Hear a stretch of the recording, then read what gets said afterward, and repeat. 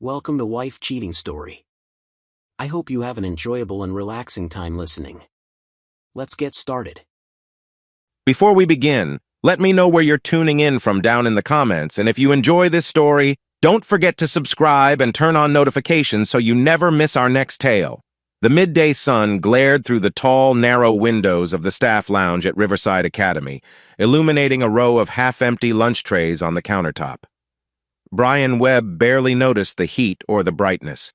He sat hunched over a stack of spelling tests at the circular table by the window, a fresh bead of sweat trickling down his temple. Outside, on the sun-scorched playground, he heard laughter and shouts, the clanging of the basketball hoop, and the shrill whistles of teachers on recess duty. But his attention had just snapped elsewhere. His phone vibrated, sliding a half-inch across the tabletop. He glanced down, expecting another mundane faculty reminder, but the screen showed a text notification from Aurora, his wife. Odd. Usually she'd only text a quick grocery list or an update on their kids, Cameron and Bryant. This time, the preview read, "We should talk soon. Not sure how much longer." The message ended abruptly, like there was more unsaid. A cold jolt swept over him, as if the AC had suddenly kicked in despite the suffocating summer heat. He tapped the notification, but the text vanished, replaced by a second one. "Ignore that last message. All good here. Love you." A forced smiley face at the end felt out of place like a hastily planted flower on a barren field. Brian's heart thumped. What was she trying to say, and why take it back so quickly? A heavy male voice behind him spoke up, jerking Brian from his thoughts. "Hey, Brian, got a minute?" Brian turned to see Robin Marshall, the head of the science department. Tall and athletic-looking, Robin always carried an air of excitement about new projects. "Yeah," Brian managed, slipping his phone into his pocket. "What's up?" Robin nudged a thick folder onto the table, then quickly scanned the empty lounge to make sure no one was eavesdropping. "Hope I'm not bothering you at lunch, but I've got an opportunity for our advanced 12th graders. They're testing a new DNA sampling unit from a local university like a mini-lab for quick analysis." Brian tried to focus on Robin's words, though Aurora's strange message played on loop in the back of his mind. "DNA sampling?" he repeated, forcing a polite curiosity. "Yes. They need volunteer subjects for hair or saliva samples so the students can practice running real analyses," Robin explained, flipping open the folder to reveal neatly labeled pamphlets. "We can't use current students for legal reasons, so I thought of staff, but it's tricky. We'd need at least 2 or 3 separate individuals, ideally someone from the same family, plus an unrelated person." Brian pinched the bridge of his nose. He was used to helping with extracurricular projects he believed in going the extra mile. But right now, that cryptic text from Aurora cast a shadow over his thoughts. "You want me to donate some hair strands?" he asked with a faint smile. Robin grinned. "Yes, exactly. Maybe you could also help recruit another relative, like a child or spouse. The test is purely for educational demonstration, completely anonymous once it's labeled. The kids run the data, interpret paternity or relationship markers, that sort of thing. It'd be an enormous help, Brian." Brian paused, momentarily picturing Aurora and the kids. Would she find it strange if I asked for her hair sample? Then again, maybe it was no big deal. "Sure," he said, nodding slowly. "I'll see what I can do. My wife might raise an eyebrow, but I'll handle that." "Perfect." Robin slid him a small Ziploc of labeled tubes. "No rush, but within the week would be nice."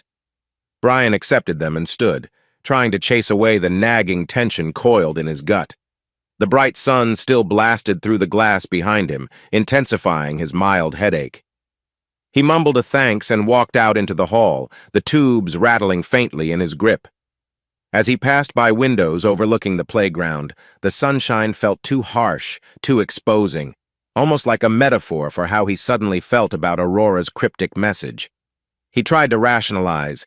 Maybe she wrote something personal about her shift schedule at the hospital, then changed her mind.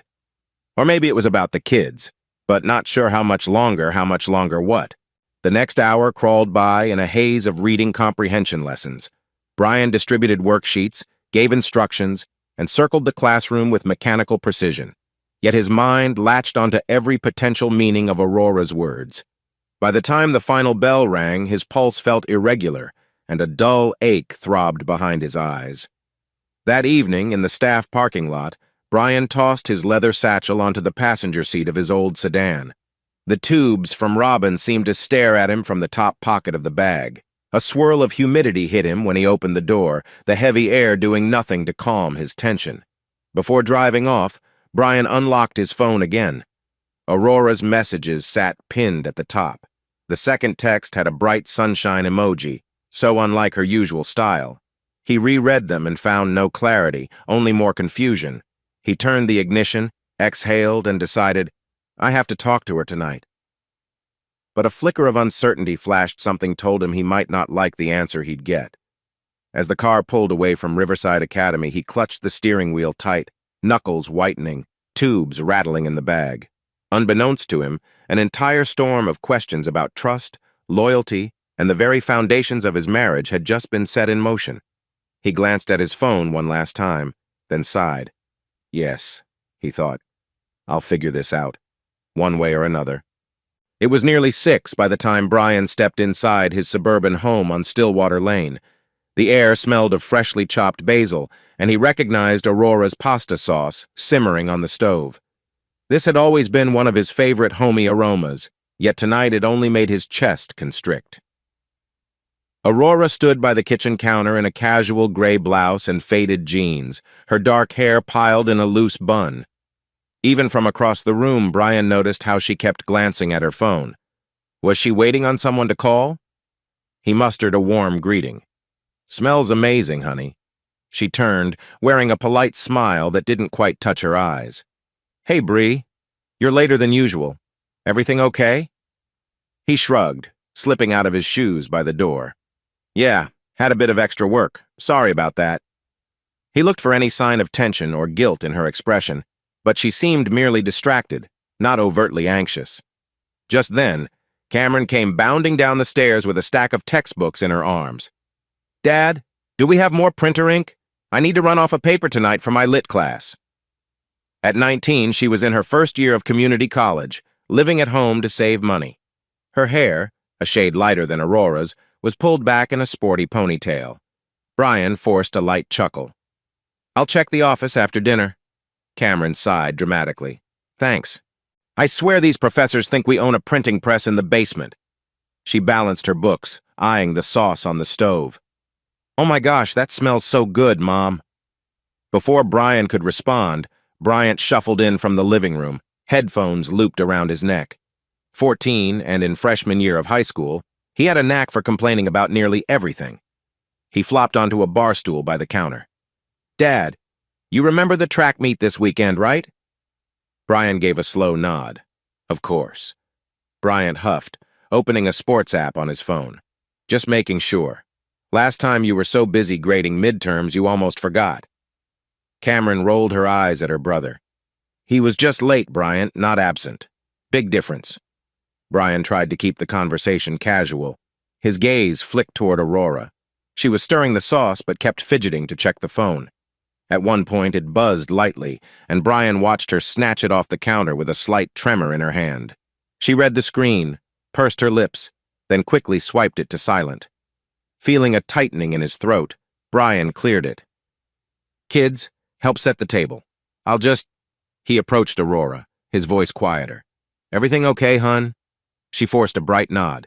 Yes, just a friend from the hospital calling me about the schedule. He offered a stiff half-smile. Maybe that was all it was. He'd have to dig deeper later. 15 minutes later, they were gathered in the dining room, a modest space lined with family photos. Aurora's sauce was, as always, comforting and rich with garlic and basil. Cameron and Bryant chattered about random school and college happenings, their forks clinking on plates. Brian stayed mostly silent, noticing the tension in Aurora's posture. She'd pick at her pasta, phone face down beside her water glass.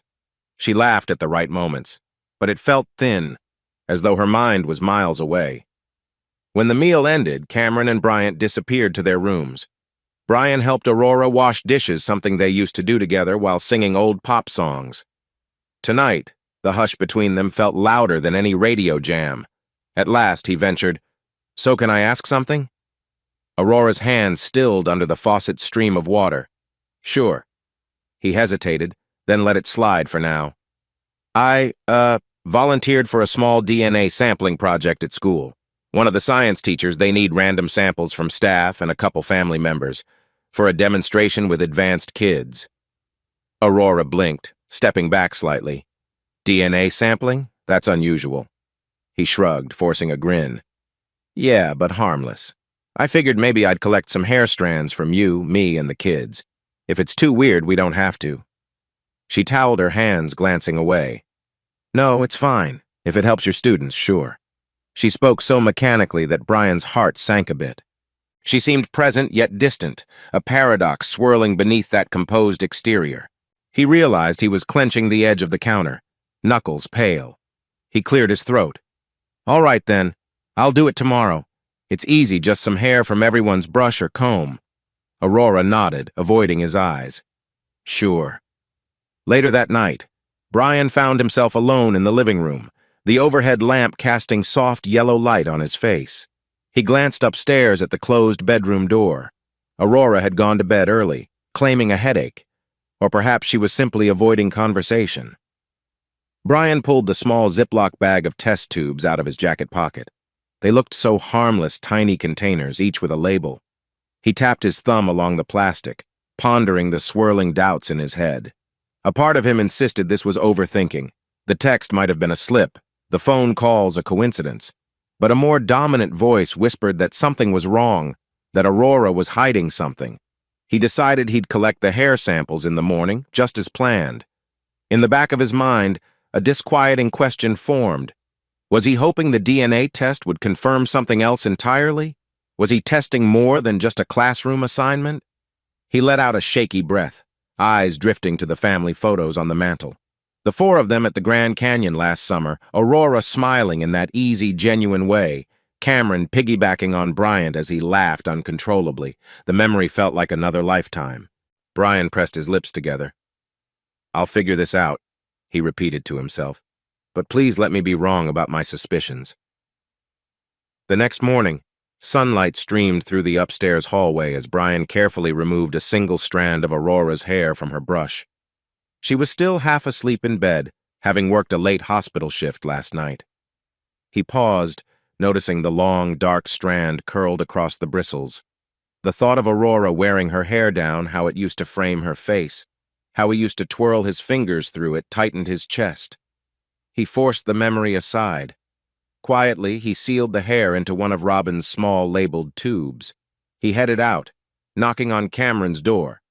She was awake, prepping for an 8 o'clock class. Come in, she called. Inside, the curtains were open to a bright spring day. Cameron was rummaging through her backpack. Morning, Dad. Did you find that extra ink yet? Brian approached her dresser. On top was a hairbrush with a few loose strands. I'll get your ink after lunch, he said, picking up the brush. But let me grab a hair sample real quick. That DNA project I mentioned? She laughed. Right, yeah, I forgot. Go for it. My DNA is probably half energy drink at this point, so good luck. She teased him, but Brian only managed a faint smile, tucking the hair into another little container. Thanks, sweetie. Down the hall, Bryant had just emerged from a shower, wet hair plastered to his forehead. Brian explained the DNA sample request in simpler terms, pulling a single strand from Bryant's comb. Bryant shrugged, uninterested. Sure, whatever helps your weird teacher projects, he said, slinging his backpack over his shoulder. Within minutes, both kids were off Cameron driving to her college class, Bryant catching a ride with a friend to high school. Aurora remained asleep upstairs. Brian glanced at the final empty tube. An unrelated sample, Robin had asked. As if on cue, the doorbell chimed. Cameron had mentioned Addison was coming over later in the day to study, but apparently she arrived early. Brian walked to the door, blinking in mild surprise. Addison was a slim, soft-spoken 18-year-old wearing a floral sweater and jeans, hair braided neatly over one shoulder. Hi, Mr. Webb, she greeted, a small stack of textbooks hugged to her chest. Brian furrowed his brow. Cameron actually left. Didn't she tell you she had an early class? Addison's cheeks reddened. Oh, gosh. I must have messed up the schedule. I'll just wait at the library then. Brian felt a pang of sympathy. She seemed flustered. You can come in for a minute, no sense heading back out immediately. I can text Cameron, see when she'll be free. Addison smiled politely and stepped inside. She set her books on the living room table and asked if she could quickly use the restroom. Moments later, Brian noticed a couple of her hair strands snagged on the edge of the couch's throw pillow, probably from leaning over to set her books down. He hesitated. Another wave of uncertainty washed over him. Well, Robin did say an unrelated sample was useful. He grabbed 2 fine strands from the cushion, feeling oddly guilty, as though stealing Addison's hair might be an invasion. But it was for a harmless project, he rationalized. Shortly after Addison left, Brian headed to Riverside Academy.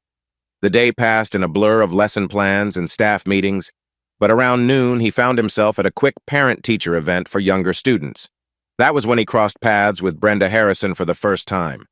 She arrived slightly late, wearing a charcoal blouse and an understated silver necklace. There was a reserved elegance about her hair pinned neatly at the nape of her neck, eyes that carried a faint sadness. Brian introduced himself politely, expecting just another cordial greeting. But as they started chatting about generic school matters, Brenda let slip a soft sigh. Sometimes, she murmured. My husband comes home so late from business trips that Addison hardly sees him. It's been hard on her. Brian sensed unspoken hurt. Your husband works in finance? Yes, she said, voice barely above a whisper. Brent Harrison. I'm sure you've heard of him. He's quite active around town, or used to be. Brent. Brian felt an immediate jolt. That was the name he'd glimpsed on Aurora's phone, the name that clung to his memory like a stubborn burr. His chest tightened, mind racing. Could it be coincidence? Possibly. But somehow, he doubted it. He masked his reaction with a polite nod. Oh, I think I've heard the name around. Brenda gave a thin smile. He means well, I'm sure. A flicker of pain crossed her face.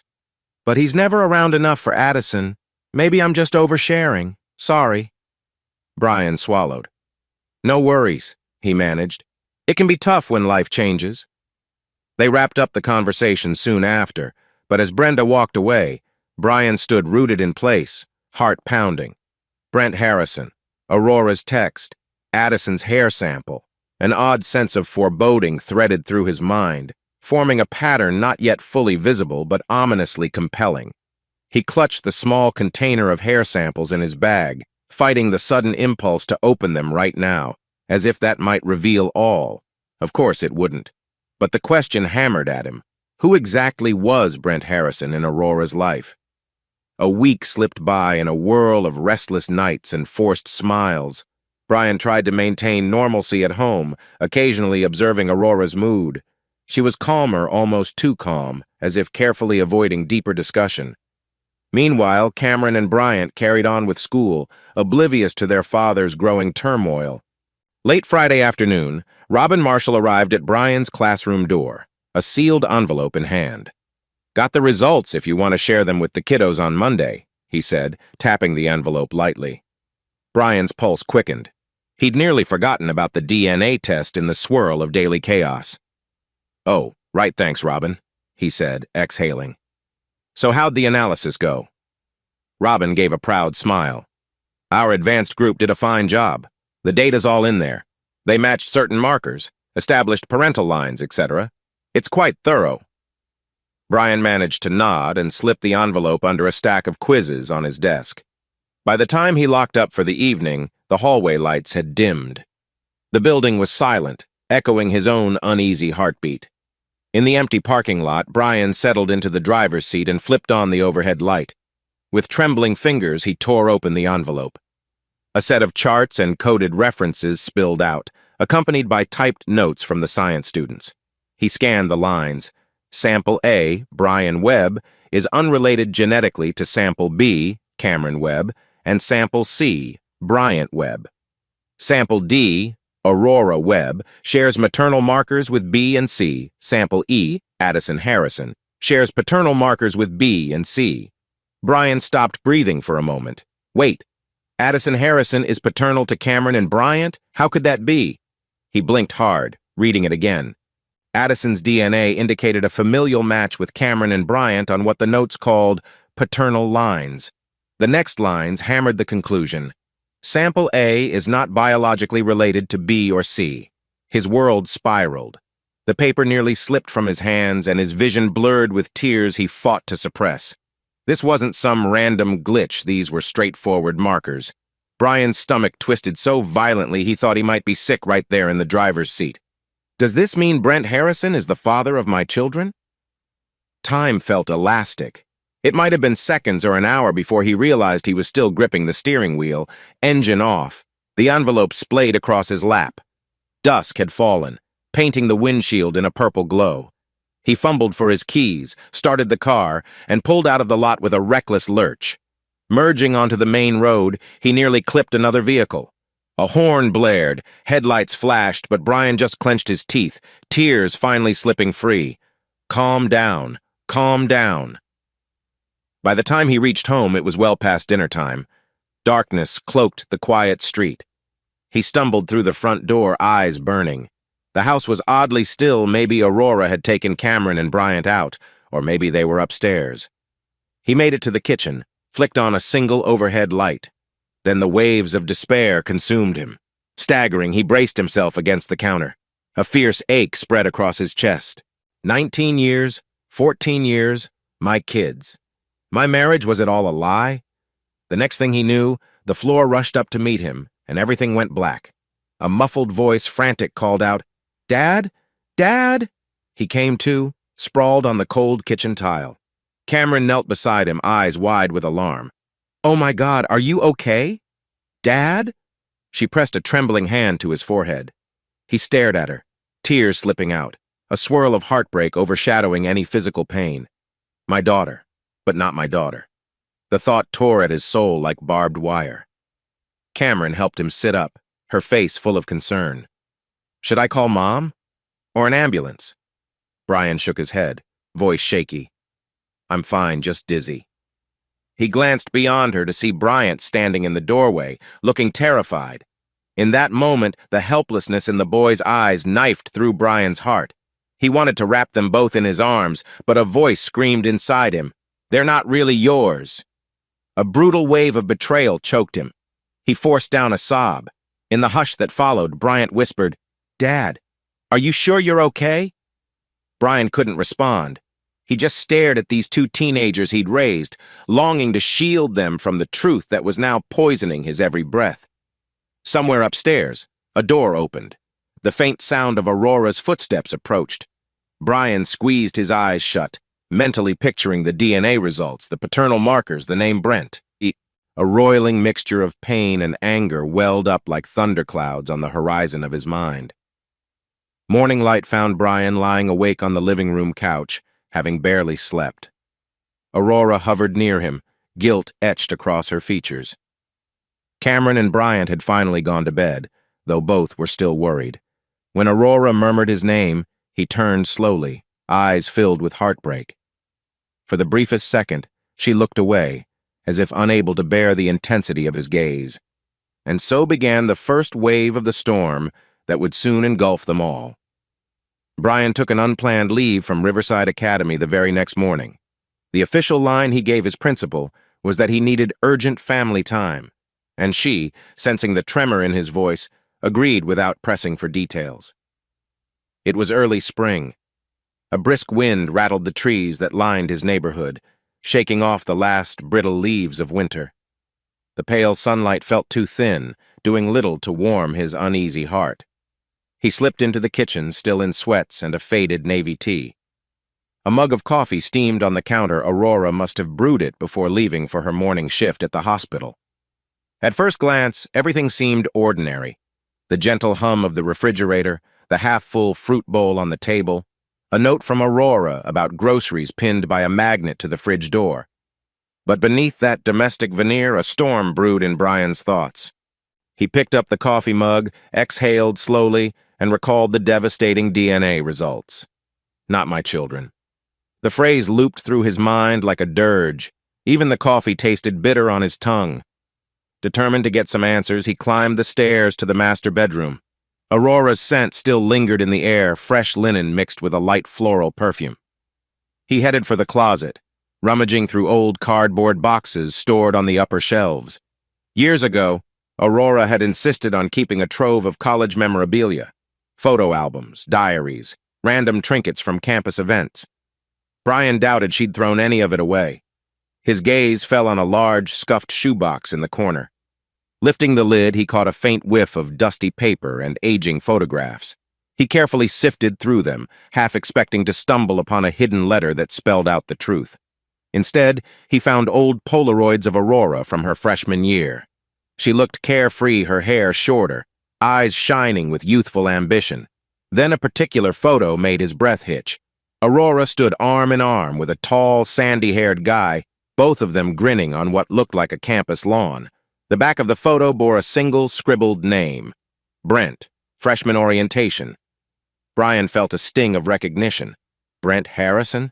The same man whose name he'd seen pop up on Aurora's phone. The same name he'd heard Brenda mention.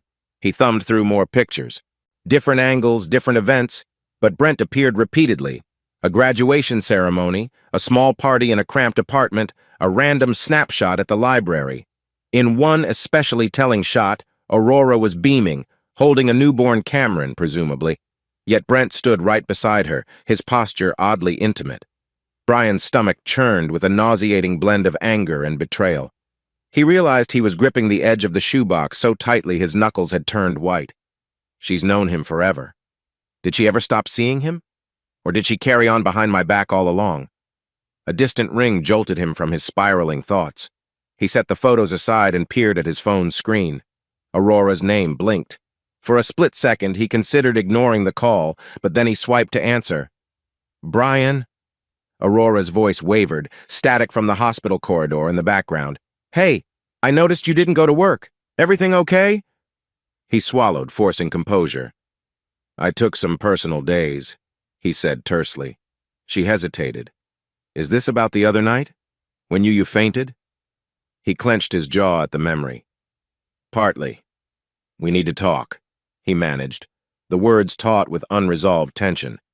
There are things I want to understand, Aurora, about us, about everything. A beat of silence. He could practically sense her anxiety through the phone. I'm on break in a few hours. We can talk when I'm home, okay? Her tone was cautious, as though bracing for confrontation. Fine, Brian said curtly and ended the call. Immediately, a surge of guilt mingled with his frustration. He wasn't used to being so abrupt, especially with his wife. But was she even truly his wife anymore? The question gnawed at him like a persistent ache. He spent the next few hours scouring through other corners of the house, determined to piece together the timeline. A dated spiral notebook revealed that Aurora and Brent had attended several weekend trips with a college club. Another album showed them celebrating a friend's birthday. Aurora was visibly pregnant. The date scrawled on the corner confirmed it must have been during her first pregnancy with Cameron. By noon, Brian's head pounded, and the dryness in his throat rivaled sandpaper. He realized he hadn't eaten. Grabbing a quick sandwich, he stared at the clock. Aurora would be home soon. Am I ready for this conversation? He dragged himself to the living room, the photo of Aurora and Brent holding baby Cameron still clutched in his hand. He should have confronted Aurora about Brent the moment he realized something was off. But he never suspected betrayal to be so profound, so intricately woven into their marriage's entire history. The metallic click of the front door startled him. Aurora stepped in, wearing her light blue nurse's scrubs, hair pinned back, face drawn. She looked tired, with dark crescents under her eyes. Setting her purse on the entryway table, she glanced warily at Brian. He rose from the couch, the damning photo still in hand. Aurora, he said, voice trembling despite his attempt at calm. We need to talk, and I want honesty. No more dodging. She nodded, dread flickering in her eyes. Yes, of course. Let's sit. They settled around the dining table.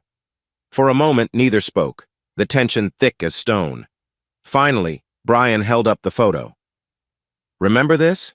You never told me Brent was around when Cameron was born. Aurora's eyes flicked to the image, and her lower lip trembled. That was a long time ago. We were close friends once. I must have shown you that photo. Her voice sounded unconvincing. Don't do that, Brian snapped, surprising himself with the sharpness of his tone. Don't act like this is just an old friend cameo. The DNA test I did for the school project, it showed that Cameron and Bryant aren't mine, Aurora. They match someone else's paternal line, and that someone is apparently Brent Harrison. Aurora's expression collapsed.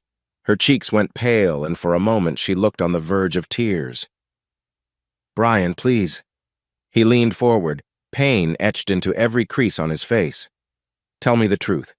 Have you been with Brent all these years? Was our entire marriage a lie? Aurora's eyes welled up. She opened her mouth, but no words came at first. Then a shaky whisper emerged. I never meant to hurt you. Brent and we had a history from college. Things got complicated right before you and I got together.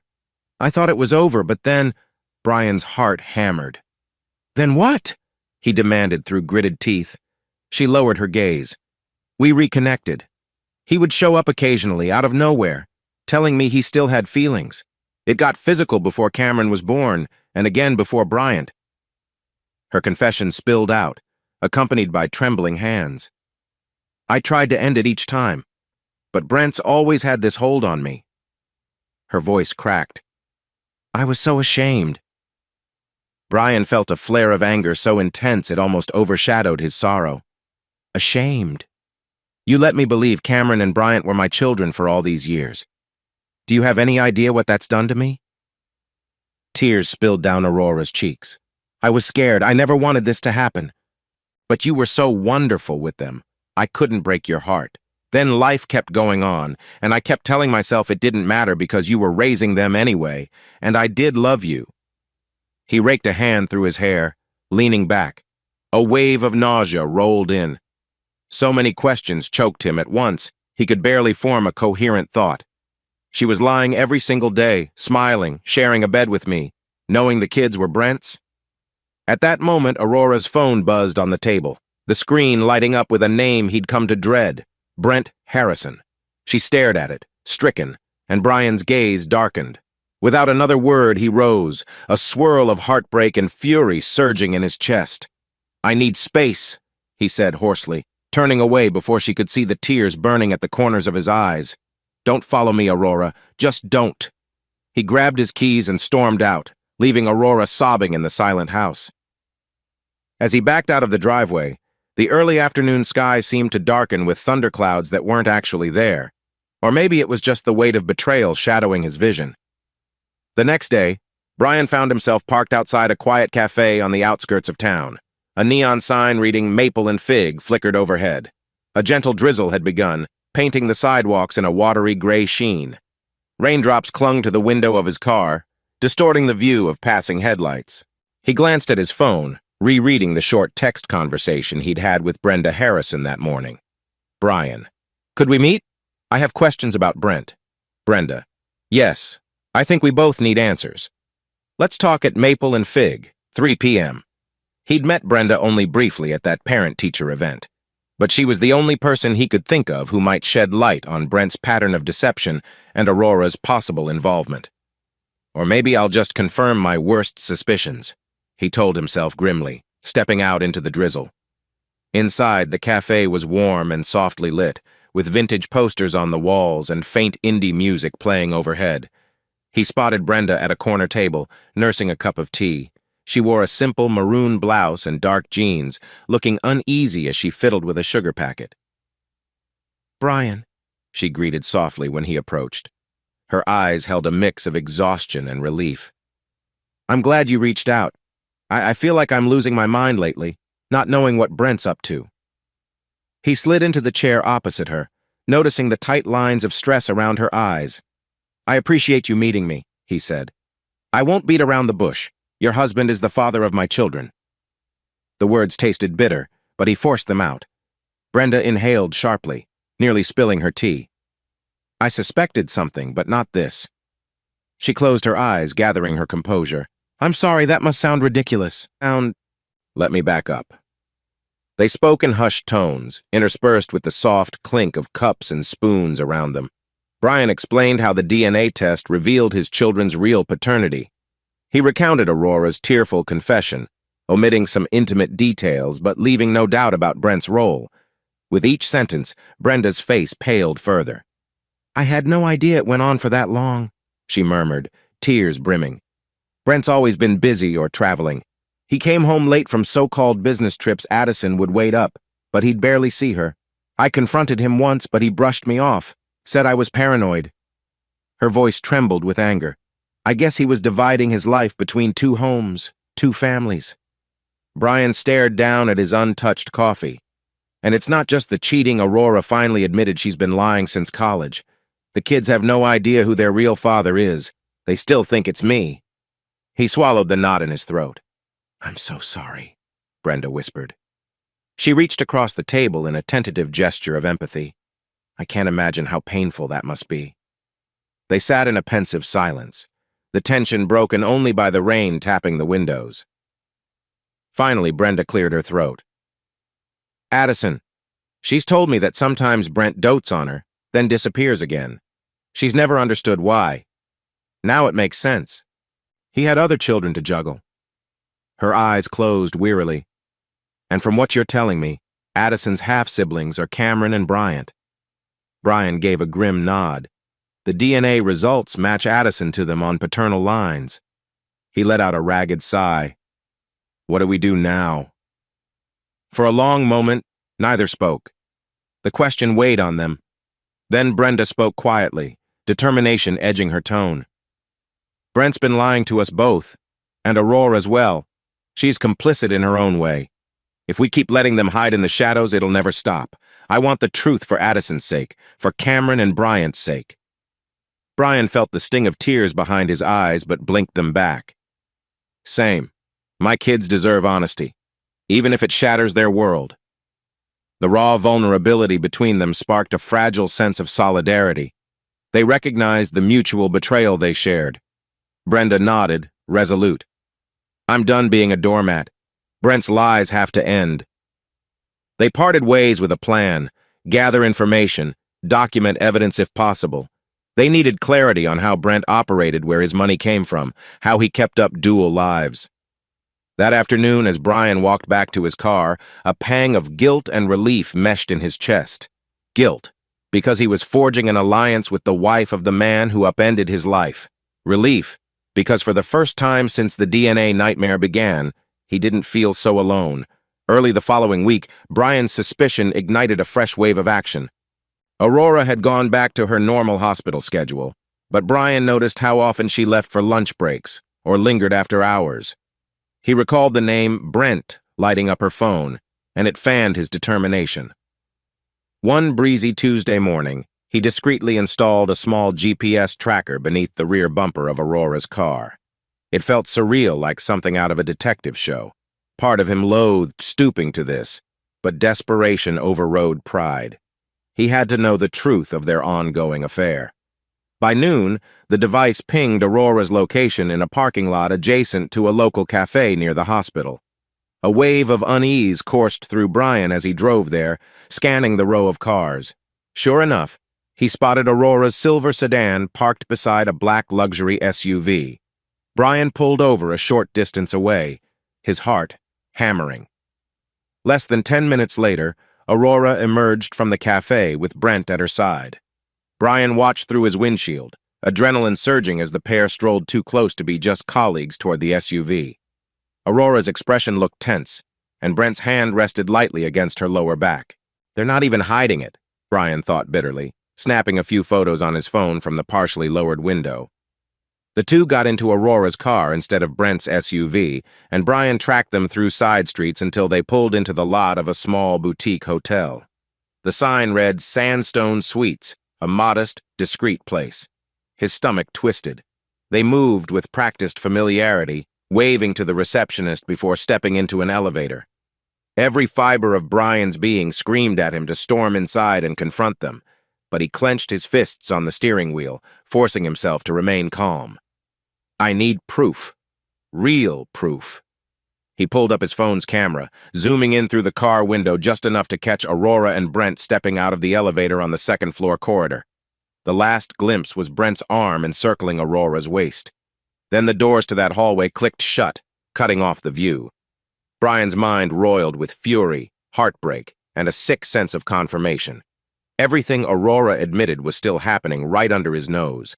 He stayed planted in the driver's seat, chest heaving, for nearly an hour.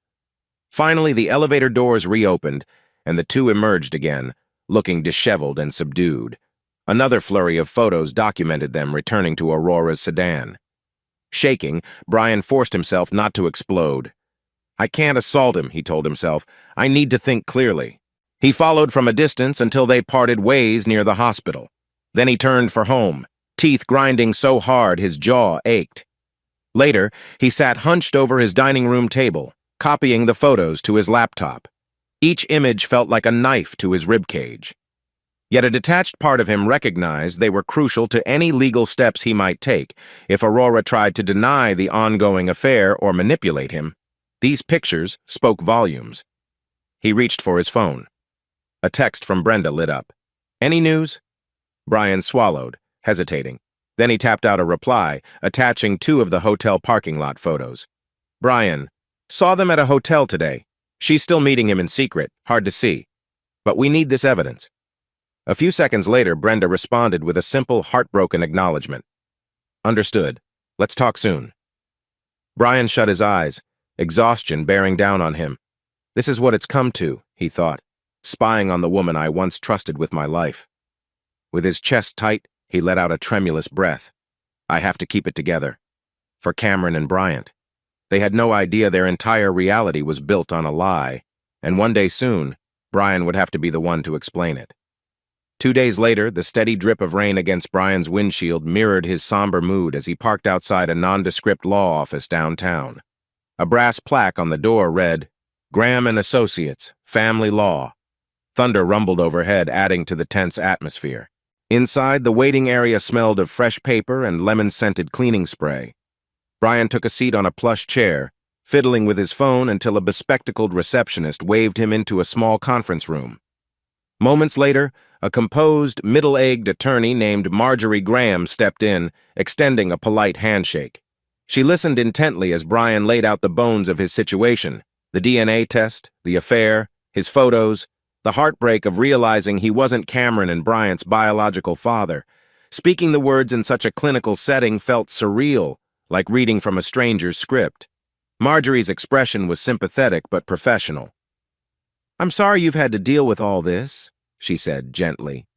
"But I must tell you, in our state, proof of adultery doesn't necessarily sway property division or custody unless it directly impacts the welfare of the children. Are the children minors?" "Yes. Bryant's 14, Cameron's 19, Brian answered. "She's in college but still living at home." Marjorie jotted down notes. "So essentially, you're seeking a divorce. You want to ensure your rights and protect your relationship with your children, correct?" Brian almost choked on the word children. He still considered them his, emotionally. "Yes, exactly," he murmured. "Even if they aren't mine by blood, I can't abandon them." Marjorie took a measured breath. "We can file for a no-fault divorce on the grounds of irreconcilable differences. The infidelity may factor into negotiations, but it's not a guarantee for a bigger settlement. That said, you have strong evidence if Aurora tries to deny wrongdoing." Brian nodded, his pulse heavy. "I'll do what I have to. Just help me protect them from more chaos." Marjorie's gaze softened. "We'll do our best." That afternoon, Brian left the law office clutching a packet of preliminary forms. The drizzling rain had subsided, replaced by a damp breeze. He huddled under the small awning, pressing his phone to his ear. "Brenda," he said when she picked up, "I filed, and I think you should too if you haven't already." Her voice was subdued. "I'm actually at my own lawyer's office right now. This entire fiasco forced my hand. Addison is devastated, and I can't keep pretending Brent is a decent husband." Brian's heart twisted with sympathy. "I'm sorry. How's Addison coping?" A soft sigh crackled through the line. "Not great. She doesn't know the full extent of Brent's double life, but she suspects enough. She's angry, confused, and I'm trying my best to be there for her." Brenda paused, then cleared her throat. I also wanted to mention something. I've overheard Brent discussing large sums of money, hush-hush deals. I think he might be involved in something beyond just infidelity. Brian felt a prickle of concern. What do you mean? Money that doesn't add up, Brenda said, voice tight. He never says who he's working for, just that it's private accounting. But I've seen suspicious transfers, large deposits. It's not normal. And he's secretive, like, to the point of paranoia. Brian's pulse quickened. Could Aurora know about this? So Brent's not just a liar, he might be in deep with illegal activities? The question made his stomach roil. Have we only scratched the surface? Brenda exhaled shakily. That's what I'm afraid of. It might explain the money he throws around and his constant excuses. If that's the case, Brian, we both need to protect ourselves and our children. Lightning flashed in the distance, illuminating the gray street. The conversation took on an even darker tone. Agreed, Brian said grimly. We'll figure it out. Keep me updated, all right? Same here, Brenda said softly. We'll get through this somehow. Brian ended the call, staring at the glistening pavement. His plan had been simply to expose the affair, divorce Aurora, and salvage what remained of his relationship with Cameron and Bryant. But the possibility of Brent's shady finances threw a wrench into everything. If he was involved in illegal bookkeeping or something worse, the fallout could be even more damaging. A low rumble of thunder echoed overhead. Brian raised his eyes to the turbulent sky. Just how deep does this go? He muttered under his breath, stepping off the curb. Outside, cars splashed through puddles as he trudged back to his sedan. He gripped the steering wheel with cold, damp fingers, feeling the magnitude of this new revelation press down on him. If Brent's unscrupulous dealings ended up hurting Aurora, or worse, Cameron and Brian knew he'd never forgive himself for not acting. No matter how badly she betrayed me, he thought grimly, I can't just watch my family drown under his lies. Monday morning dawned gray and drizzly, a soft gloom settling over the sleek corporate tower where Brent Harrison worked as a financial consultant. The windows of that modern high-rise reflected the overcast sky, giving the entire facade a muted, mirror-like quality. A cluster of employees trickled in through the glass doors, carrying coffee cups and briefcases. In a spacious 12th-floor conference room, Brent sat at the long oak table, prepping for the weekly team meeting. His usual self-assuredness was overshadowed by a restless energy. He kept checking his phone, tapping his foot nervously against the polished floor. Coworkers exchanged curious glances, sensing something off. At exactly 9 o'clock, the door swung open, not with the typical hush of the office manager, but with the assertive stride of a middle-aged man in a navy blazer, a stack of legal papers in one hand. Immediately, a hush fell over the room. Brent Harrison? The man asked, raising his voice. Brent's eyes darted to his boss, Mr. Lancaster, who looked equally startled. Yes? Brent managed, standing slowly. The visitor marched forward, handing Brent a sealed envelope. You're served with divorce papers, sir. Then, pausing for dramatic effect, he added, and there's a note that you have children outside your marriage, a matter your spouse seems most displeased about. A gasp rippled through the team. Someone dropped a pen. Brent felt his heart lurch. He struggled for words, mouth suddenly bone-dry. The man in the blazer offered a curt nod. Have a good day. He turned and walked out, leaving the entire room stunned. For several seconds, nobody moved. Even the hum of the overhead lights seemed painfully loud. Then the whispers began, darting across the table like wildfire. Two junior associates exchanged wide-eyed stares. One of the senior consultants murmured, "Outside children?" with barely concealed scandal in her tone. Mr. Lancaster cleared his throat, face tight with disapproval. Brent, care to explain? Brent's mind whirled. The papers in his hand felt as if they weighed 100 pounds. He was certain these were from Brenda, but the outside children comment that must refer to Cameron and Bryant. Did Aurora's husband push Brenda to do this so publicly? Palms clammy, Brent forced out a shaky breath. This is a private matter, he muttered, unable to meet anyone's eyes. Mr. Lancaster's lips thinned. Private or not, this is a serious disruption to the workplace. Let's wrap this meeting quickly, folks. He attempted to regain composure, but curiosity lingered in every employee's gaze. As the group dispersed, Brent's phone vibrated incessantly. Aurora's name flashed on the screen. He snatched the phone and hurried out to the corridor, ignoring the startled expressions of coworkers as he passed. His heart pounded with such force it almost drowned out Aurora's frantic hello on the other end. "Brent? What on earth is going on?" Aurora's voice trembled.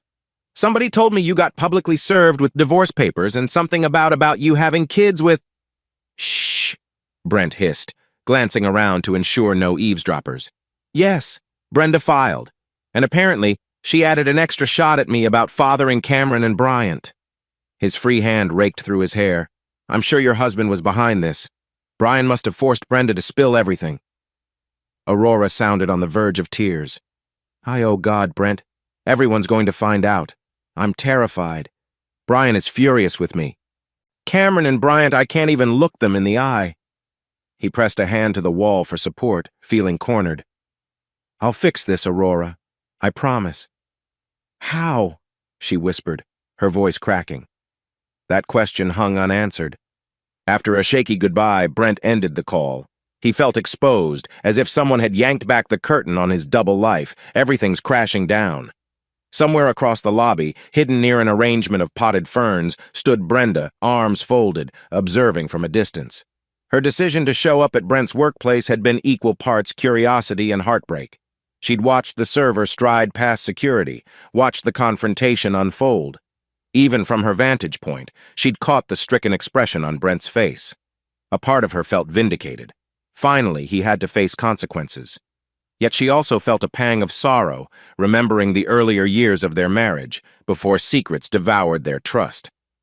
She turned away, tears stinging, and slipped out into the drizzly morning. That same evening, Brian pulled into the driveway of his house at least, the place he used to call home. He noticed the living room lights glowing through the front window, a faint silhouette moving inside. His chest tightened. No turning back now. He stepped inside, heart pounding like a dull drum. Aurora was in the foyer, anxiously awaiting him. She wore a simple cardigan over jeans, hair disheveled, eyes rimmed with redness. In the living room beyond, the TV flickered, but neither Cameron nor Bryant were watching. They sat stiffly, as though anticipating a storm. Aurora's gaze darted to Brian. "Brent called me earlier," she said, voice shaky. "He was served. People at his work found out, and now he's in full panic." Brian felt a surge of anger. "Good." His voice came out cold, surprising even himself. He stepped past her into the living room, where Cameron and Bryant rose from the couch. Cameron's expression carried a nervous blend of confusion and concern. Bryant's face was grim, arms crossed defensively over his chest. "Kids," Brian began, inhaling through clenched teeth. "We need to talk. About everything." Aurora followed, wringing her hands. She looked at the two teens, her eyes brimming with guilt. "Cameron, Bryant, I've been keeping a terrible secret from you. And your father—" She faltered, looking to Brian for support. But Brian's jaw tightened. He couldn't be her backup this time. "Tell them the truth, Aurora," he said. "Tell them who their real father is." A flicker of shock crossed Cameron's face. "What do you mean, real father?" she asked, voice unsteady. Bryant's eyes narrowed. "Dad, what's going on?" Aurora's breath hitched. Brent Harrison is your biological father." The words trembled in the air. "I'm so sorry. Brian raised you both since birth, but he's not your blood father." Cameron looked stunned, color draining from her cheeks. Bryant's lips parted in disbelief, then twisted into a scowl. "What?" he spat, voice cracking. "That can't be. You're saying Dad's not my dad?" Brian cleared his throat, forcing composure despite the ache in his chest. "I only found out recently, Bryant. Your mother lied to me, to all of us. For years." Cameron stared at Aurora, eyes brimming with tears. "Mom, how could you? You always acted like you and Dad were this perfect team. How could you let us believe a lie?" Tears streaked Aurora's cheeks. "I never wanted to hurt you. Brent and I tried to end it, but I was so scared of losing everything. And Brian was such a good father figure, I told myself it was for the best. A stunned silence thickened in the air, broken only by Bryant's ragged breathing. Finally, he erupted. "So Dad's not really my dad," he repeated, voice trembling with anger. "Everything was fake. Everything."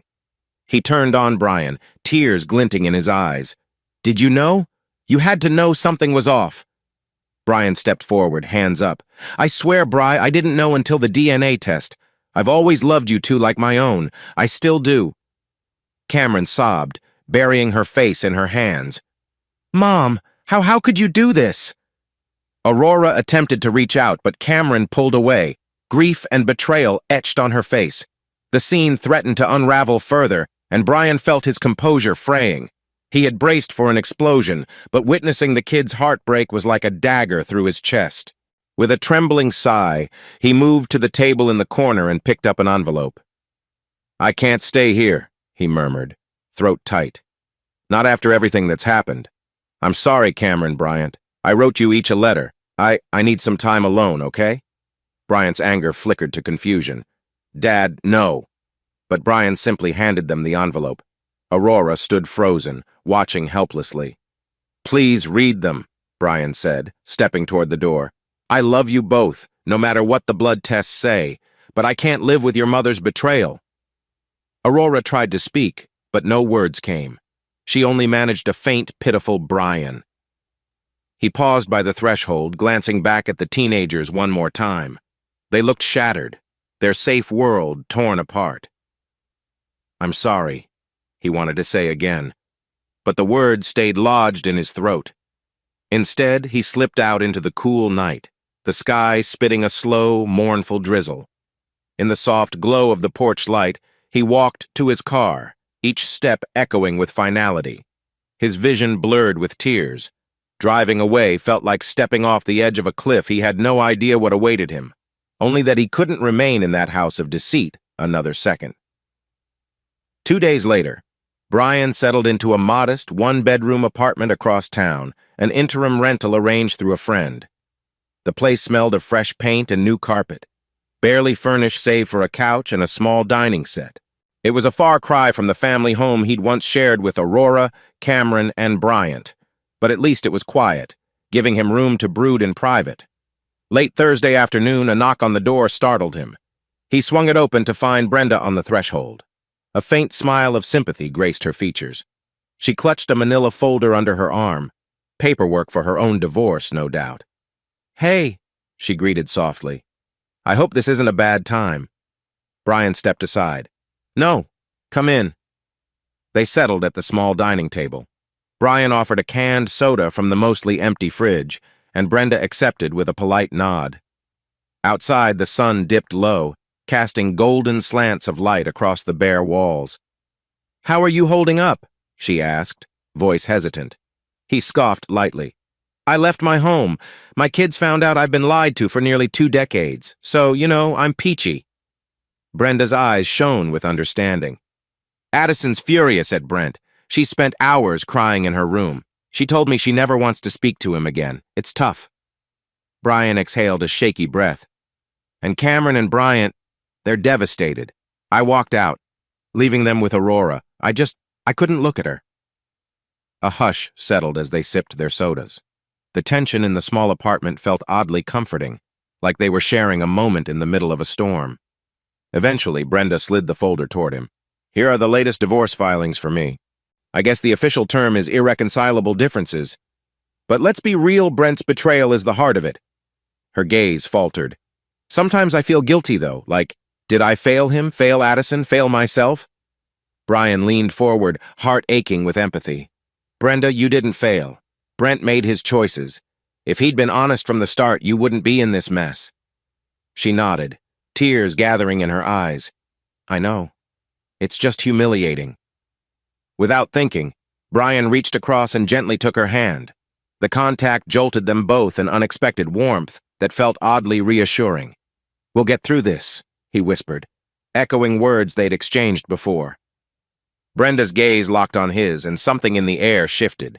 They both recognized a shared pain, a parallel betrayal at the hands of Brent and Aurora. Slowly, she squeezed his hand back, a silent acknowledgement of the heartbreak they carried. "I don't know if it's too soon to say this," Brenda said, voice trembling, "but every time I feel like I'm drowning, I think of our conversations, and it helps, knowing I'm not alone." Brian's chest tightened. He thought of Aurora and Brent's deception, of the children's anguish. He thought of how Brenda was living through the same turmoil, how Addison's world was also flipped upside down. "Same," he said, hushed. "I'm not sure what I'd do without someone who understands."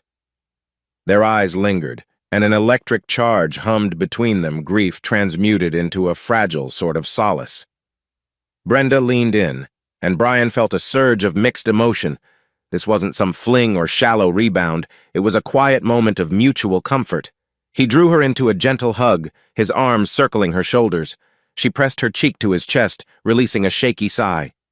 The world outside that tiny apartment seemed miles away. No Aurora, no Brent, just two wounded souls seeking warmth. Brenda pulled back slightly, her eyes glistening with tears. "Thank you," she whispered. Before he could respond, she leaned in and placed a feather-light kiss on his lips. It was fleeting, tinged with sorrow and hope. Brian froze for an instant, heart hammering. Then he let the moment sink in, returning the brief kiss with quiet tenderness. They parted gently, cheeks flushed. Neither tried to interpret it too deeply yet. The hush in the apartment stretched, layered with acceptance that they'd crossed into an emotional realm beyond mere friendship. Brenda offered a small, tremulous smile. "I don't want to rush anything. We're both still reeling." Brian nodded, still feeling the warmth of her skin on his. "I get it. We'll figure it out, one step at a time." She gathered her folder, blinking away tears. "I'd better get home to Addison, but let's stay in touch." He walked her to the door, the evening air from outside wrapping around them. As she turned to go, Brenda paused, hand on the doorknob. "This might sound odd," she began softly, "but I feel less broken when I'm around you." He managed a gentle smile. "Same. Take care, Brenda." She slipped into the dim hallway, and Brian closed the door, leaning against it for a long moment, heart pounding. "Everything is changing," he thought, "and I have no idea where it's headed." That weekend, the tension in the city's air felt nearly palpable. The sky was overcast, the threat of spring rain constant but unfulfilled. It was under this moody backdrop that Brent and Aurora met in secret, almost as if they were repeating the same patterns that had caused this entire disaster. They chose a deserted little park on the edge of town, where tall oaks loomed overhead and a narrow gravel path wound around a silent pond. Aurora wore a long black coat, collar turned up against the breeze, hair pulled into a messy bun. Brent was in a charcoal blazer, his face drawn with anxiety. She eyed him warily, remembering all the times she'd promised herself she was done with him. Yet here she was again, drawn by a cocktail of regret, fear, and lingering affection. "Why did you want to meet?" Aurora asked, voice taut. Brent glanced around, ensuring no passers-by. "I'm in trouble," he said, keeping his tone low. "Serious trouble, Aurora. Money trouble. That's part of why everything is collapsing around me." She folded her arms, fighting the urge to shiver. "You mean you're not just a financial consultant, are you? Brian suggested you might be into something shady." He grimaced. "Let's just say I handle accounting for some unsavory people. I might have skimmed a bit off the top. They found out." Aurora's eyes widened in alarm. "You stole from criminals?" He glanced at the pond, shoulders hunched. "I know, it was stupid, but I was desperate for a big payday, for a chance to have enough to be with you, to keep everything afloat." She nearly laughed, the sound coming out hollow. "You lied to two families, fathered children with me and stayed married to Brenda, and now you're involved in God knows what kind of money laundering. Good job, Brent."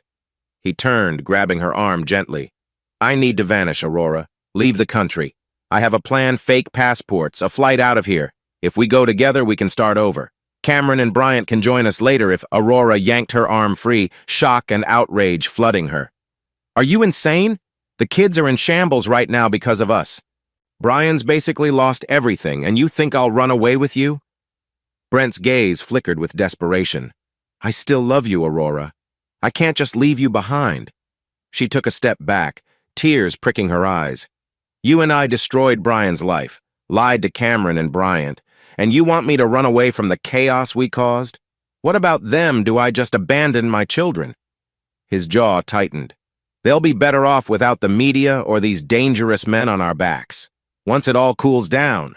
Stop, she hissed, voice trembling. You can't fix this with more lies. Besides, you think the kids would ever forgive me if I fled with you? He exhaled shakily. Then what do we do?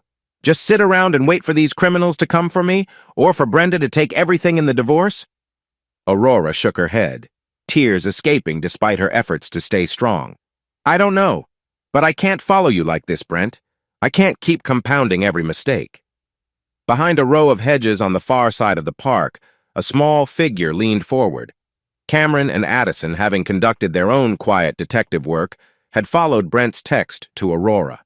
They huddled, peering through branches, hearing every heated whisper. Addison's face paled, realizing the depth of her father's wrongdoing. Cameron clutched Addison's sleeve, stomach churning as she listened to her mother's shaky confessions. When Brent stormed off, furious and frustrated, Aurora stood alone for a moment, trembling. She pressed her palms over her face, tears flowing. Then she hurried away, oblivious to the two young women crouched behind the hedges. Later that night, Brian and Brenda convened at his apartment, quietly sharing the new pieces of the puzzle they'd gathered. Addison, still shocked from what she overheard, recounted Brent's suggestion to Aurora about leaving the country. Cameron looked equally shaken, describing how Aurora seemed torn, still caught in Brent's web, but terrified for her children. Brian raked a hand through his hair.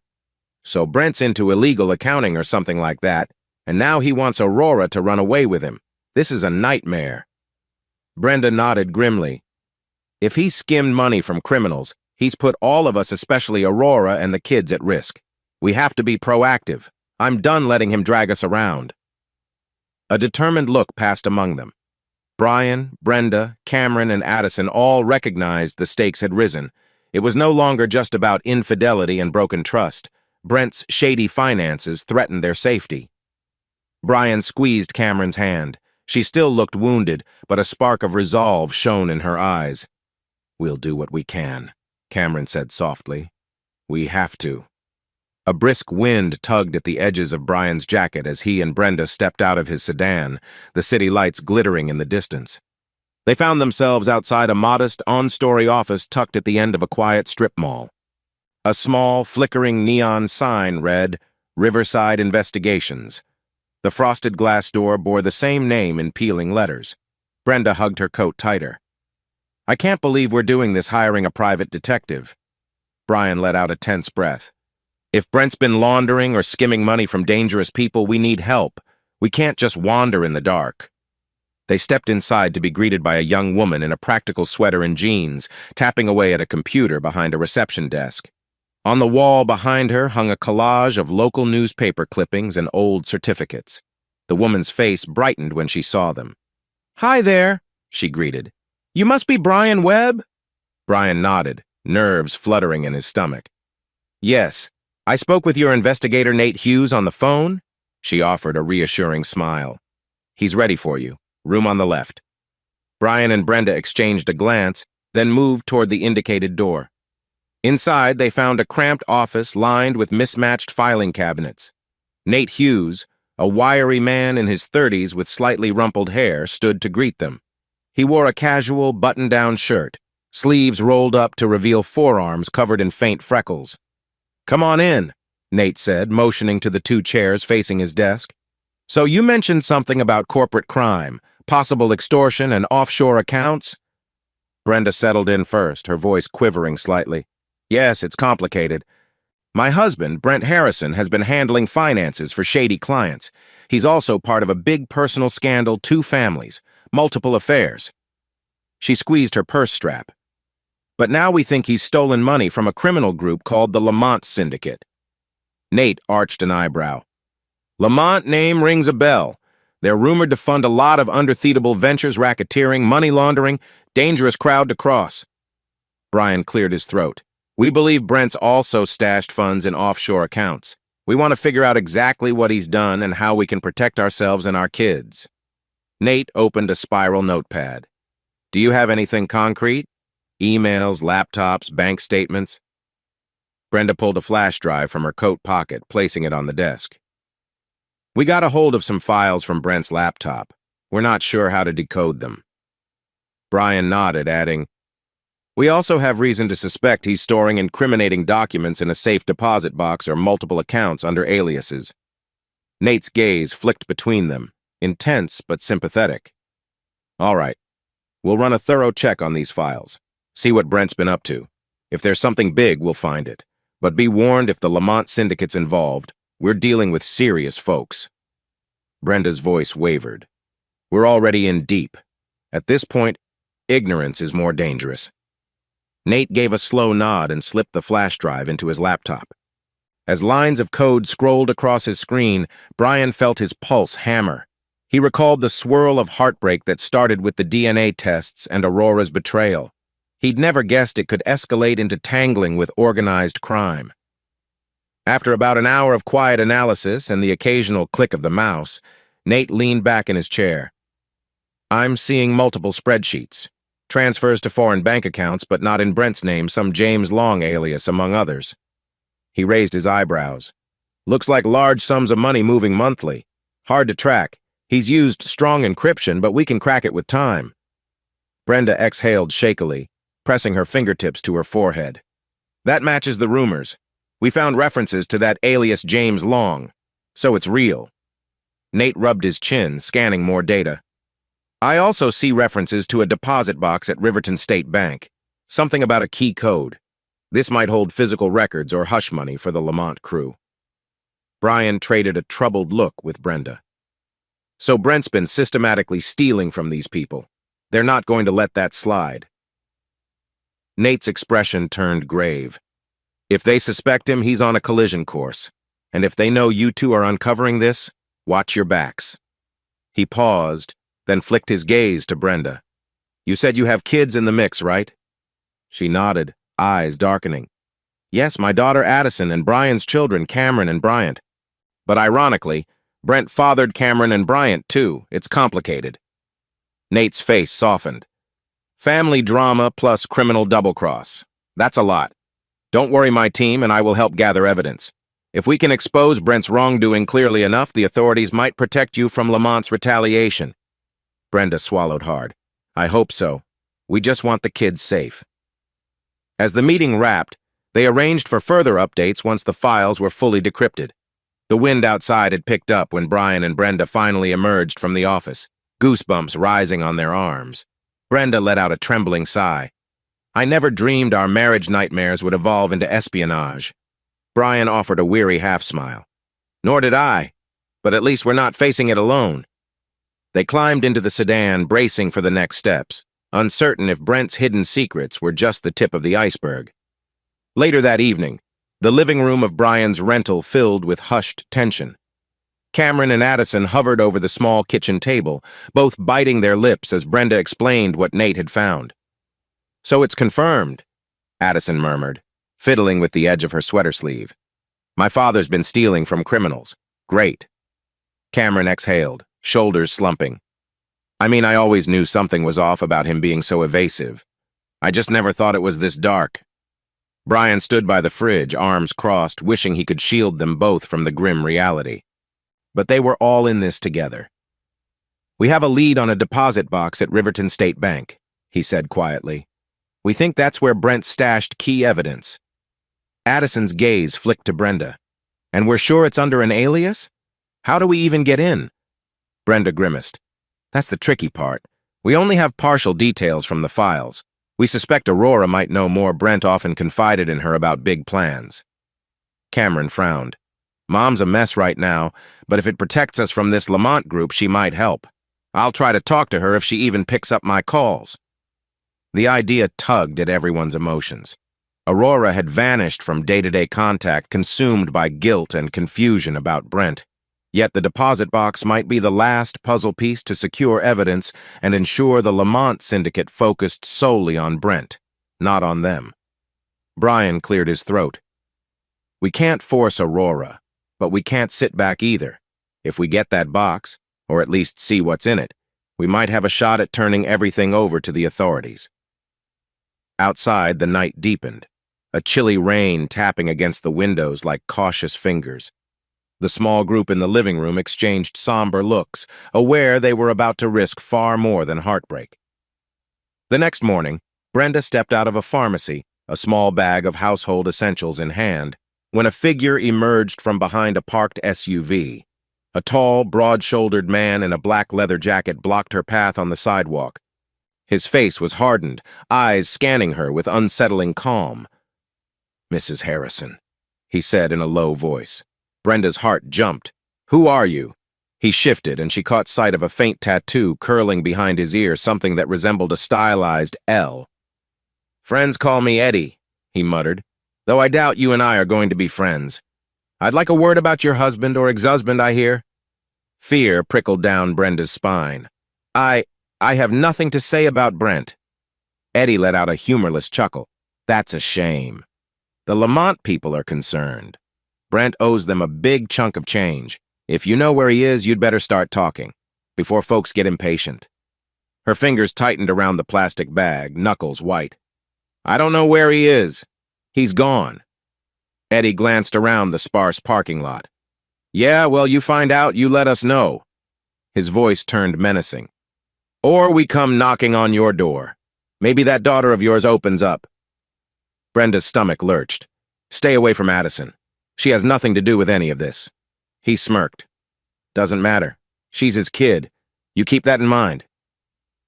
With a final glare, he stalked off, leaving Brenda trembling in the morning chill. Meanwhile, at Brian's place, the air felt tense. He'd just picked up Cameron from a short tutoring session at her college campus. She perched on the couch, chewing her lip as Brian paced near the window. "Mom hasn't returned my texts since yesterday," Cameron said, voice subdued. "I keep asking if she knows anything about the bank deposit box. She won't respond." Before Brian could reply, his phone buzzed. Brenda's name flashed. He answered, hearing her shaky exhale. "Brian, a man from Lamont's group just threatened me in a parking lot," she breathed. "He wants Brent's location or else—" Brian's anger flared. "Are you okay? Did he hurt you?" "No," she said unsteadily. "But he made it clear they'd come after Addison if I don't cooperate." Cameron overheard, face going pale. Brian tightened his grip on the phone. "I won't let that happen," he said resolutely. "We'll turn over every bit of evidence to the feds or local police. They'll have to see Brent is the real target, not us." He hung up, emotions roiling. Cameron's eyes brimmed with worry. "Dad, if we don't handle this soon, someone could get hurt. Mom, Addison, we can't just wait for Brent to show up." Brian swallowed, recalling the swirl of heartbreak that started this nightmare. "I know." He ran a hand through his hair. "Nate's still working on the encryption. Once we have enough data, we'll take it straight to law enforcement. We'll make sure the Lamont Syndicate knows we're not protecting Brent." Just then, the front door opened, and Bryant walked in, dropping his backpack by the shoe rack. He glanced around, sensing the tension. "What's wrong?" Cameron shot Brian a look, silently asking if they should loop her brother in. Brian nodded and quickly explained the run-in Brenda had with the Lamont henchmen. Bryant's expression turned thunderous. "So now criminals are after us? Because of that jerk, Brent?" Cameron nodded, gently placing a hand on Bryant's shoulder. "We're going to be okay, but we have to be smart." Bryant's jaw worked. If Mom's part of this, maybe she's in danger too.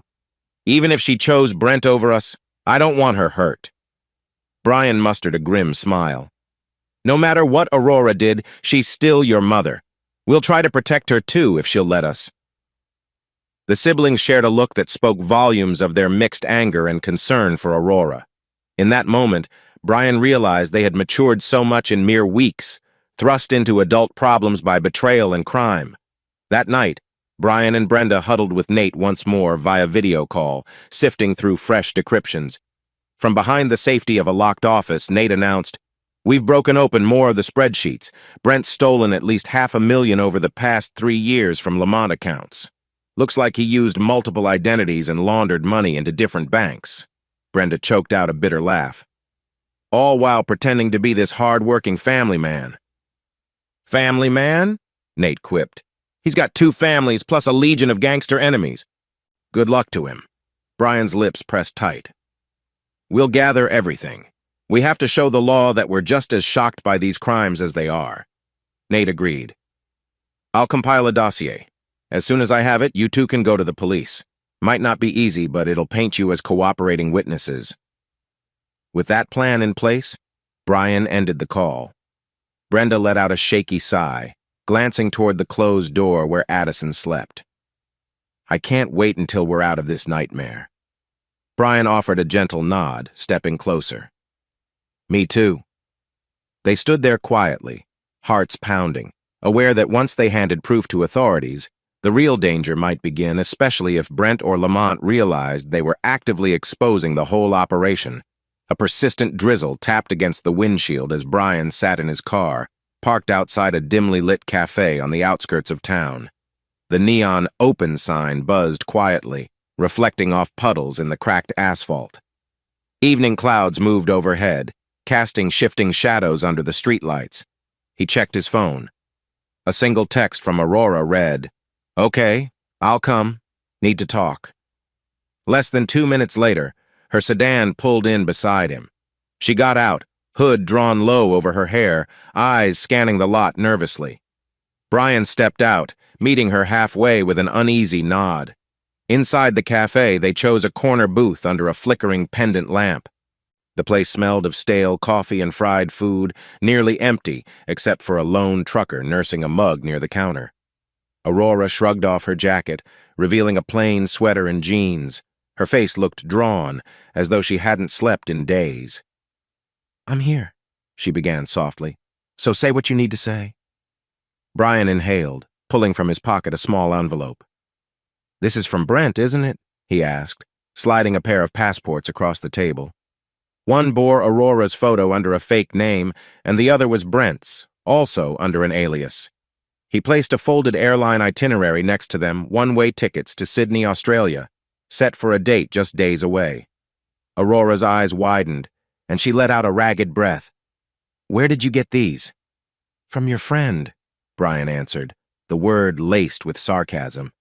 "He's planning a full-blown escape, hoping you'd join him. Did you know?" She stiffened. "I heard rumors of some plan, but I never saw these. He told me we could start fresh somewhere, but I told him no." Brian's gaze was flint. "If you run, you'll be labeling yourself Brent's accomplice. You realize what he's done, right? Stealing from a criminal syndicate, dragging us all into danger." Aurora's eyes misted. "I know, and I'm terrified. He's convinced he can fix it if we just vanish. But I don't want that life." She paused, tears gathering. "What about Cameron and Bryant?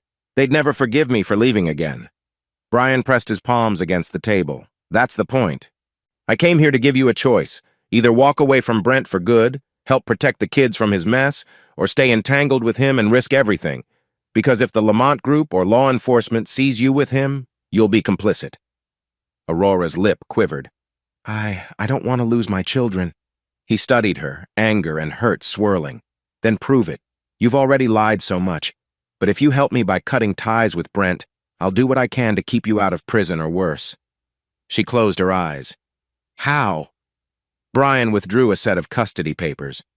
"Sign over Bryant's guardianship to me officially. Cameron is already an adult, but Bryant's 14. He can't bounce around while you figure yourself out." Aurora's voice wavered. "You want to take him from me?" "You did that yourself the day you lied about who fathered him," Brian hissed, struggling to keep his composure. Then he softened, recalling the kid's heartbreak. "But no matter how furious I am, I don't want you harmed. This is about safety, not revenge." A subdued silence followed. Outside, the rain thickened, streaking the glass like tears. Aurora stared at the custody papers as if they might burn her fingers. Then, trembling, she picked up the pen Brian offered. With slow, deliberate strokes, she signed. Once finished, Aurora crumpled inward, tears sliding down her cheeks. "I'm sorry," she whispered, voice thick. "I never wanted to destroy our family." Brian stood abruptly, blinking away his own moisture. "Too late," he murmured. "We can't go back in time, but maybe we can still keep the kids safe." Leaving a handful of bills to cover their untouched coffee, Brian grabbed the envelope of false passports and turned to go. Aurora's quiet sob echoed behind him. "Don't look back," he told himself fiercely, pushing through the door into the rainy darkness. Barely an hour later, Aurora returned to her old house, her refuge turned prison of memories. The structure stood eerily silent against the gusting wind. She stepped onto the porch, fumbling for her keys, tension crawling up her spine. The front door gave way more easily than expected. Inside, the living room lamps were off, the space lit only by the dull glow of the street lamp outside. Her heart lurched at the sight of overturned cushions, upended books, and drawers pulled from the console table. Someone had ransacked the place. Her voice caught in her throat. "Hello?" she called, trembling. No answer. A vase lay shattered near the couch, water and petals strewn like a macabre arrangement on the rug. Aurora's pulse thundered. She backed out, fishing her phone from her pocket to dial Brian. The line rang twice before he picked up. "Aurora? What is it?" She pressed a hand over her mouth to steady her voice. "My house, it's been searched. Someone's been here. Everything's torn apart." On the other end, Brian cursed under his breath. "I'm on my way. Don't stay there, get somewhere safe." But Aurora hesitated. Fear laced her words. "I'll leave, but what if they come back?" Brian's tone turned urgent. "Lock yourself in your car. I'll call the police." She nodded numbly, ending the call. Stumbling back onto the porch, she pushed into the driver's seat of her sedan, heart still hammering. This must be Lamont's doing, she thought, or someone looking for Brent's secrets. Meanwhile, in his own car, Brian dialed Brenda's number. The moment she answered, he said, "They hit Aurora's place. Could be the same thugs who threatened you." Brenda's voice shook. Oh God, so they're searching for clues about Brent. He gripped the wheel. "We need to keep an eye on Cameron and Bryant. Who knows if they'll come after them next." They agreed to meet at Brian's apartment, where Cameron and Bryant were currently staying. The tension in the city felt electric, as if a violent storm were on the brink of unleashing. Not even an hour passed before local news erupted with a breaking story. Police seeking Brent Harrison in connection with extensive financial fraud. Witnesses claim an unidentified group was seen near the suspect's last known address. Brian read the headline on his phone, adrenaline spiking. So it's official, Brent's a wanted man. He exchanged a grim look with Brenda, who stood in his living room, phone clutched in white-knuckled fingers. Addison and Cameron lingered nearby, both pale. Bryant emerged from the hallway, hearing the commotion. "Dad, what's going on?" Brian swallowed hard. "Brent's on the run. The news is all over it." Bryant's fists clenched at his sides. "He destroyed everything. And now he disappears?" Cameron wrapped an arm around her brother, eyes glimmering with a mix of relief and dread. "If he's gone, maybe this nightmare can end." She bit her lip, uncertain. Brenda's phone buzzed again. She skimmed the text, face falling. "A neighbor just told me there was a fire at your old place, Brian. Something about flames in the backyard, maybe a Molotov or—" She trailed off, horrified. A heavy stillness descended. That had been Brian and Aurora's home for years, the place where Cameron and Bryant grew up. Now, black smoke and embers. The threats from Lamont's men felt more real than ever. Brian took a steadying breath. "We can't ignore this. We have to turn over what we have to the police now. Let them see we're cooperating, that we're not protecting Brent." He glanced at Brenda. "That's the only way to keep everyone safe." She nodded, tears bright in her eyes. "I'll gather the files from Nate's office. We'll do it first thing tomorrow." Cameron and Addison shared a lingering look, hearts pounding with fear. Bryant stared at the wall, anger pulsing behind his eyes.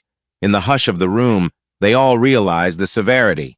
With Brent vanished, Aurora's house ransacked, and Brian's old home in flames, the stakes had reached a fever pitch. End of Act 4, Chapters 13-16.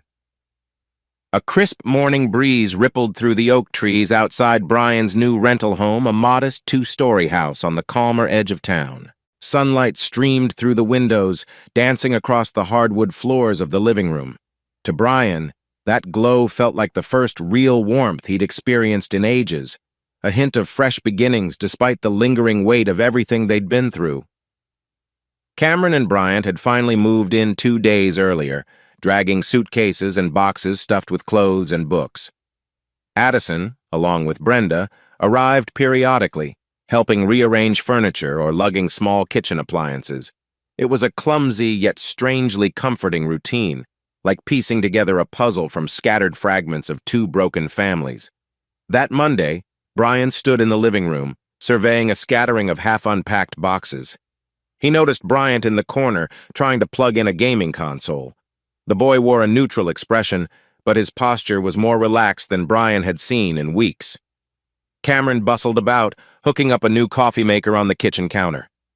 When Brenda knocked on the door, Addison beside her with a grocery bag in tow, the living room instantly felt fuller. Brenda carried a sense of quiet reassurance, her calm voice directing Addison on where to store the fresh produce. Brian thanked them, a warmth spreading through his chest. In that moment, the house felt like a bizarre yet comforting blend of 2 worlds. Cameron, Bryant, Addison, Brenda, and Brian trying to forge a life that made sense. The tension of Brent's disappearance and Aurora's retreat still simmered beneath the surface, but for now, they had a brief refuge. Mid-morning light caught the side of Brenda's face as she turned to speak to Brian. Her expression held a faint smile. "We're starting to look like a real household here," she observed wryly. "Chaos and all." Brian breathed a quiet chuckle. "Yeah, feels a bit surreal, but I'm grateful." Brenda's eyes flicked around, noticing how Cameron and Addison had begun comparing class schedules, while Bryant rummaged for a snack. "Honestly, I'm relieved Addison has a safe place to be, instead of that old house she and I shared with Brent." Later that afternoon, after Cameron left for an afternoon college class and Bryant holed up in his new bedroom, Addison and Brenda lingered in the living room with Brian. A local news broadcast droned softly on the TV, recapping that Brent Harrison remained missing, with rumors swirling about his involvement in a major money laundering scheme. Addison stared at the screen, her fingers toying with the hem of her sweater. "He's probably never coming back, huh?" she asked in a hushed voice. Brenda sighed and shook her head. "I doubt it. We haven't heard a word. And if the rumors are right, the Lamont Syndicate may have caught up with him." Brian gently turned off the TV, not wanting that negativity to overshadow the small sense of normalcy they were trying to build. "We can't focus on what Brent might be doing," he said quietly. "We just keep moving forward together." In the coming days, the group established a shaky routine. Brian would drive Bryant to school, then pick him up in the late afternoon. Cameron split her time between classes and the new house. Addison sometimes slept over with Brenda in the spare bedroom. Every evening, they tried to share at least one communal meal: spaghetti, tacos, even simple grilled cheese, just to foster a sense of home. For the first time in a long while, laughter occasionally bubbled up. Bryant teased Addison about her favorite cheesy music playlists. Cameron rolled her eyes at her brother's comedic impressions. Brenda gave gentle pointers on recipes, while Brian jokingly complained about dishwashing duty. Yet woven into these lighter moments was the knowledge of how precarious it all was.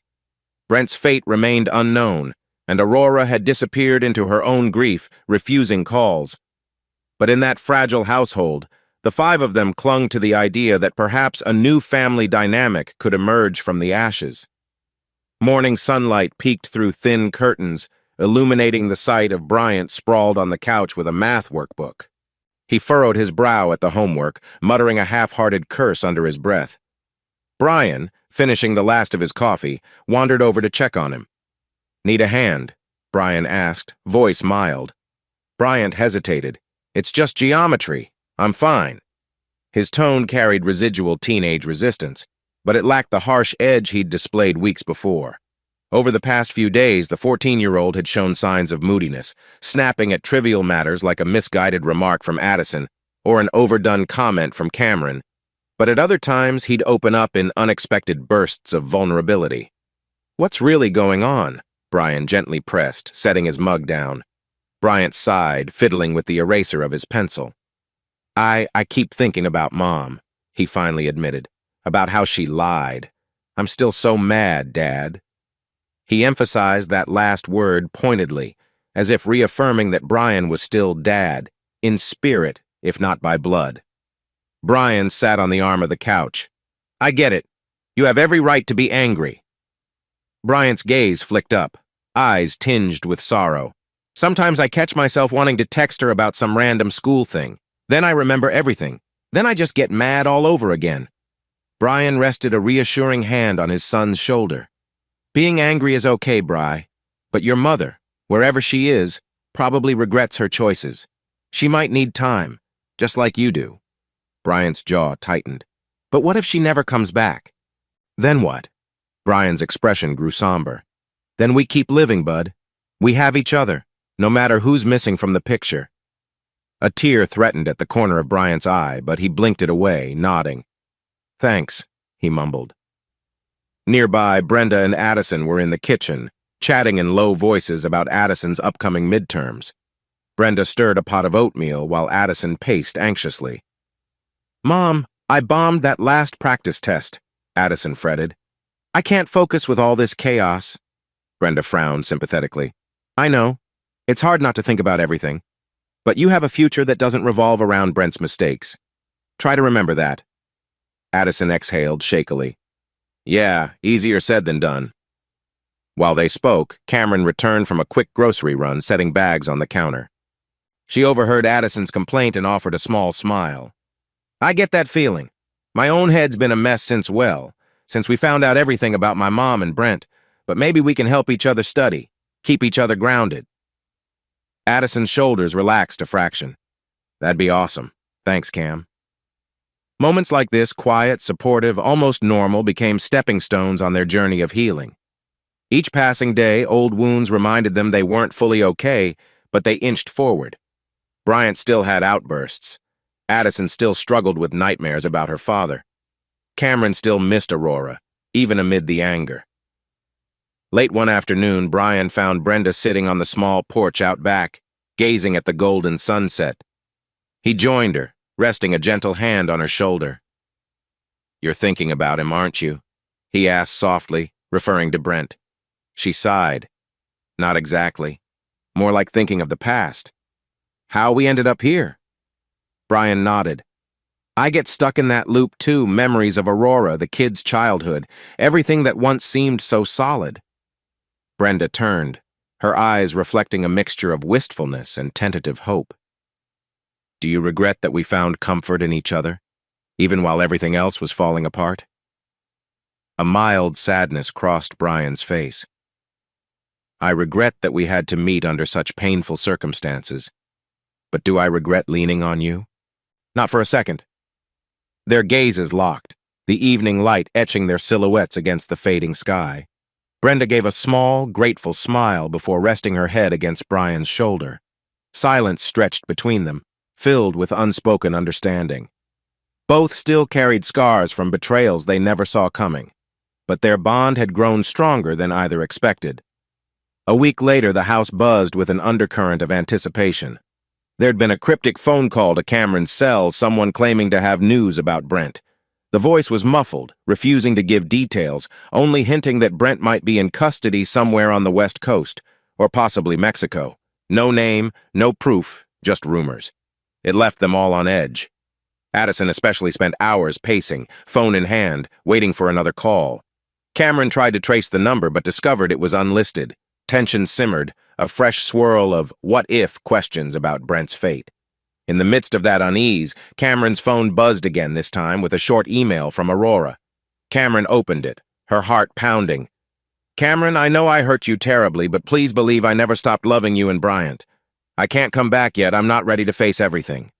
I'm safe for now, staying somewhere no one knows me. I just want you to know I'm sorry.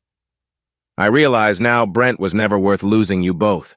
I'm letting go of him no matter what it costs me. Please forgive me someday. Mom Cameron showed the email to Bryant and Brian, tears sliding silently down her cheeks. Bryant read it over her shoulder, a conflicted expression crossing his face. I'm letting go of him, Bryant repeated. Does that mean she finally sees who Brent is? Brian gave a tentative nod. Seems so. Maybe she's come to terms with the truth. Cameron exhaled shakily. She doesn't say where she is, though. Just that she's safe. Addison and Brenda joined them in the living room, reading the email as well. A hush draped over everyone. Even though Aurora's betrayal was still raw, part of Cameron and Bryant's hearts softened at the possibility of eventual reconciliation. Brenda brushed back a strand of Addison's hair, murmuring, "I hope Aurora finds a path to peace, even if it's far from us." That same evening, Brian and Brenda conferred with Nate Hughes over a final batch of evidence. The deposit box documents, combined with files retrieved from Brent's laptop, were ready to be handed over to the authorities. The group's plan: deliver it all to a detective who'd shown interest in prosecuting the Lamont crew. That, they hoped, would secure immunity for them and keep the syndicate's wrath directed solely at Brent. Cameron and Addison stood by, listening as Nate rattled off the legalities. Then Addison asked softly, "If they do catch Brent, do we have to testify against him?" Brenda cast Addison a weary look. "We might, but we'll do what's right. This isn't just about punishing him. It's about clearing our name so the kids can live freely." A sense of resolve settled over them. The next morning, they'd meet with the detective, hand over everything, and pray it was enough to shield them from further danger. Meanwhile, Aurora's email offered a fragile sense of relief that at least she was out of Brent's direct orbit and beginning to see the harm of her choices. The world outside glowed under soft Sunday light, a warm, golden hue filtering through the lace curtains of Brian's dining area. The sweet aroma of freshly brewed coffee and cinnamon wafted through the air, wrapping the house in a cozy embrace. In the kitchen, Cameron bustled about, whisking pancake batter while Addison diced strawberries on a cutting board. Bryant hovered nearby, cracking jokes about Addison's precision fruit-chopping skills. Brian lingered at the threshold, watching them with an affectionate gleam in his eyes. Even after all the heartbreak, it seemed a new rhythm had taken hold, tentative, but comforting. Brenda passed behind him, setting plates on the table, wearing an easy smile. She squeezed his hand briefly, a silent good morning. When Cameron finished the pancakes, the group gathered around the modest wooden table, Brian at one end, Brenda at the other, the three teens scattered between. They passed syrup, swapped playful banter about whose pancakes were fluffiest, teased each other about college classes and music tastes. For a moment, the tension of the outside world slipped away. Midway through breakfast, Brenda's phone buzzed. She picked it up, brows knitting. "It's the detective," she said quietly. "Should I answer?" Brian nodded. The conversation was short, punctuated by Brenda's murmured acknowledgments. When she hung up, the hush in the room intensified. "What did they say?" Addison asked, voice tight with apprehension. Brenda set the phone down slowly. "They might have found remains, a body that could be Brent's, discovered near a border town. They're not certain yet, but they want me to come in for possible DNA identification, or at least to provide references." A pall fell over the table.